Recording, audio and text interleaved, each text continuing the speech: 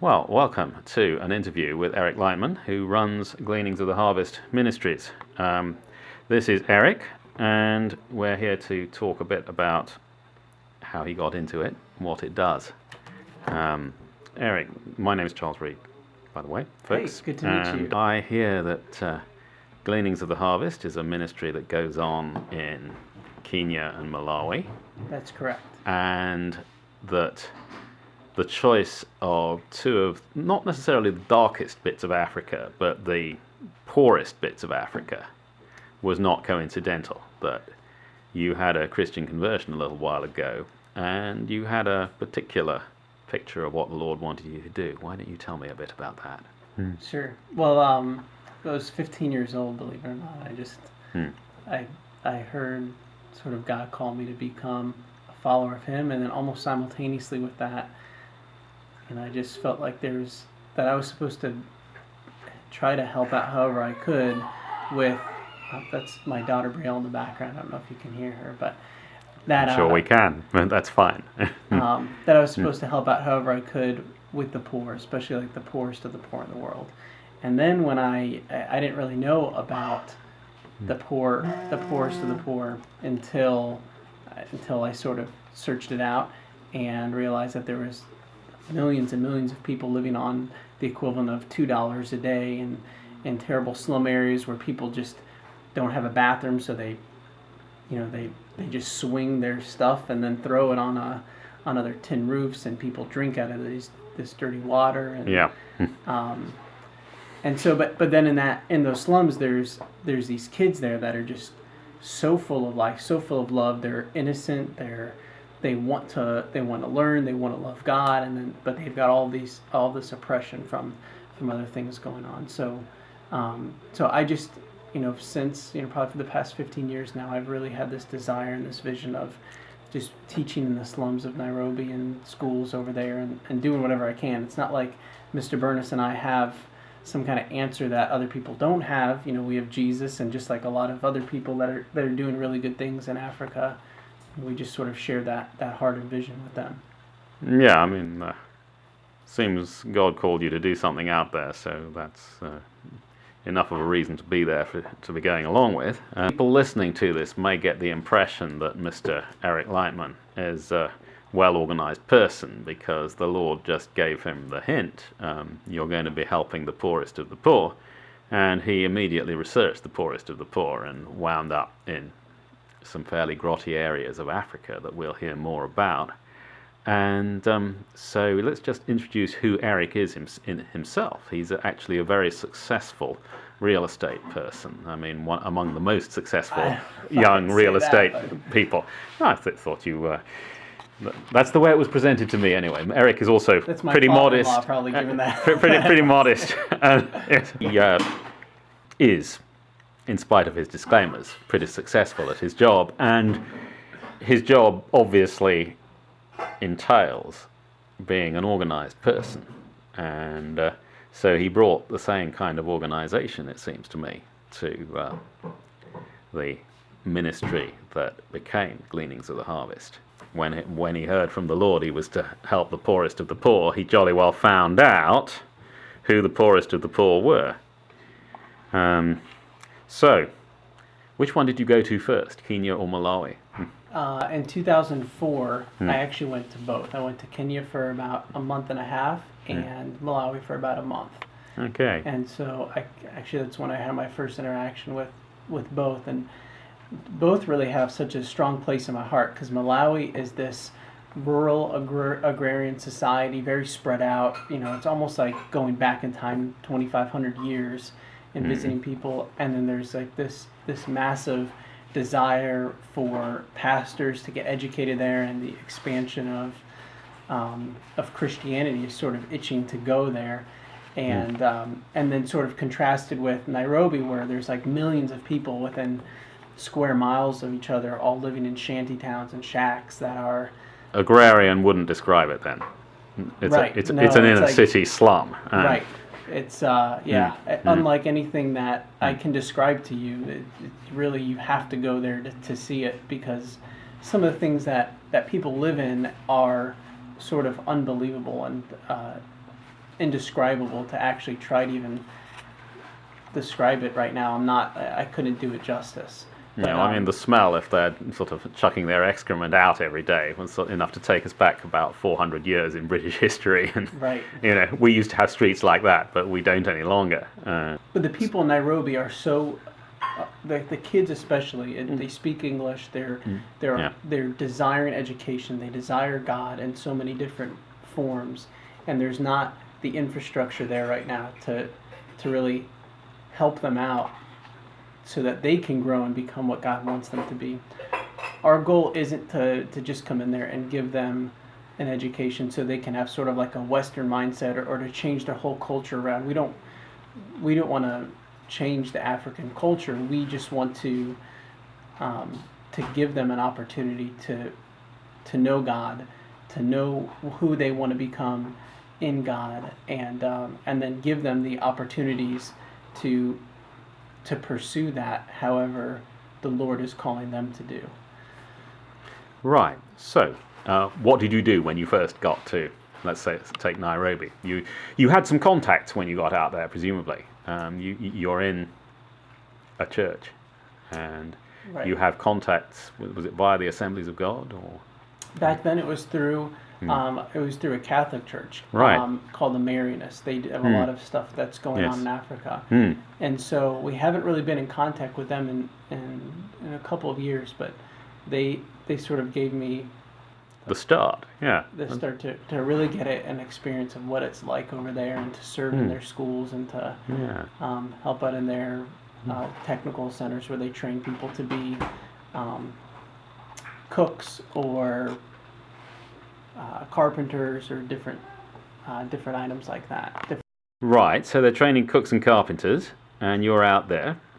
And what did it occur to you to do next? Well, we really, the coolest thing that happened there is just connecting with some of the people. So in Nairobi, I connected with this kid named Martin and Pamela, and there was like a couple other kids there, just in the equivalent of like sixth to seventh grade. Mm-hmm. And so I kept in contact with those kids for the past 10 years, and we've sponsored them, and it's just been one of the most amazing things in my life to see them grow, go through high school, and now they're in college, and they're becoming, they love God. Their whole heart is to go get an education and give back to their community. So one's in college to be a teacher, and he wants to teach in the slums, and then sort of do a very similar thing as to what he's sort of seen us do. And then another one is a business major who wants to help with like a child care center, sort of like an orphan care center. So, Okay. So let's just make it clear. These are kids whom you met and loved, and who wouldn't have had these opportunities by any manner of means if you hadn't supplied some cash, basically. Yeah. Yeah. And yeah, I guess that is one way of looking at that. There's not opportunities, especially for people to go to college, let alone high school. I mean, let's put it this way: nothing is free, right? Even high school, you have to pay something. Right. And so you got hold of a few of the kids and started sponsoring them. Is the short answer. But these are special kids, and so, well, in amongst the teeming millions, how did you pick these guys and girls? That's sort of the question that Mr. Bernice and I have sort of been praying through also is, how do we do that? And so back then it was just the kids that I felt like God sort of put in my heart to keep in touch with. And actually there was a larger number that didn't do as well with the high school education, and then sort of to the point where they weren't ready to go to college. So the people we ended up sponsoring in college are the people who did well in high school, and the people who we felt had a desire, a chance, and a drive on their own to really pursue this. And in the future, Mr. Bernice and I have been praying and thinking and coming up with sort of like an application list for future people. So you pick the ones that are most intelligent, as far as you can, and who are likely to make the most use of high school, which they won't get without your help. Right, that's definitely a big part of it, to make sure they're capable. But then, there's other things as far as what their desires are, where their passion's at, how much interest they have. So I'd say their intelligence level is one part of it. Yeah. But it's not the whole picture. Yeah. How strongly motivated they are. Right, and the other thing that we want, especially after seeing these kids after 10 years now, how fruitful it's been to see their lives, to see the impact they're making in other people's lives. We're really excited to go over there and see what avenues God has for us to continue doing this. And the goal isn't just to even give them an education. Part of the thing that we want is to get them plugged in with other churches and other discipleship programs over there in Kenya. Yeah. So these are Christian kids, and you pick them for the Christian character as well. In other words. For the most part, yes. I mean, there was, one other. We're open to whoever is willing to. I guess that's sort of a difficult question to answer. We did actually sponsor one kid, Muhammad, for a little while, who's Muslim, and so there's part of different requirements that we have, but I'd say they would need to be willing to be open to just hear what we're about, and Mr. Bernice, what would you say about that? About sponsoring children that are not Christians, you mean? Yeah, I'm not even sure if we're. Well, that whole thing has been. It's been. Go ahead. Settled with us. I think that there may be exceptions for people who are. Who are open to a lot of different things. We certainly would be very overtly open with our faith and what we believe and the purposes of what we're doing. They have to be willing to accept, not accept it for themselves. If they want to, that's up to them. But accept that is our faith, and that will be part of the teaching. Right, and I think Compassion International and those programs do the same thing. Is they're very open about this is why we're doing this. This is why we're helping you, and but not force anything. Right. So there's no rule about it. Absolutely. Yeah.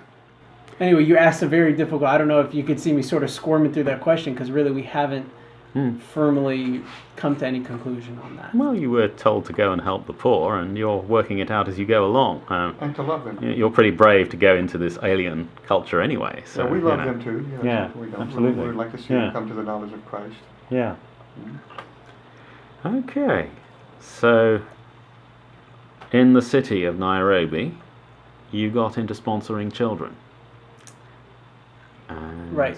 You've seen some fruit from it. I mean, the children you first sponsored, they're now young adults, basically. They are. About 21 or so, when they were 11 before. Yeah. Right. That's crazy. Yeah. And you're really confident that they're going to lead more fruitful lives as a result of all that. Oh yeah, absolutely. Yeah. Some of my best friends are those few people that we're still sponsoring over there, because it's been friends with them. We've been close for 10 years, and it's not, when we sponsor someone, it's not that we give them everything that they need. They really need to, we give them an education, but then there's still so many things in addition to that they have to work and provide for themselves. So, but it's been just a really neat process over the past 10 years of just helping them grow and loving them, helping to disciple them, and sort of pointing them in the right direction. Obviously, God is the one who directs everything. It's not like Mr. Bernice and I are pointing. It's difficult to disciple anybody overseas. It's more of us helping them, giving them the tools that they need, and then letting God and their churches there locally help. Yes. Okay, so here we have Eric Lightman. Thanks again, Doctor, for even thinking of this. Real estate agent by profession, but founder of Gleanings of the Harvest, an unusual Christian ministry, which he's been describing.